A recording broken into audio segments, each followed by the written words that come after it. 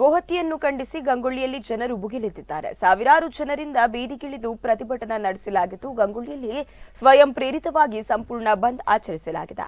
ಗಂಗೊಳ್ಳಿಯ ಮೀನುಗಾರಿಕಾ ಬಂದರಿನಿಂದ 5,000ಕ್ಕೂ ಹೆಚ್ಚು ಜನರು ಮೆರವಣಿಗೆಯಲ್ಲಿ ಹೊರಟಿದ್ದು, ಗಂಗೊಳ್ಳಿಯ ಪ್ರಮುಖ ಬೀದಿಗಳ ಮೂಲಕ ಮೆರವಣಿಗೆ ಸಾಗಿ ಬಂದಿದೆ. ಸಾವಿರಾರು ಸಂಖ್ಯೆಯಲ್ಲಿ ಮಹಿಳೆಯರು ಕೂಡ ಇದರಲ್ಲಿ ಭಾಗಿಯಾಗಿದ್ದರು.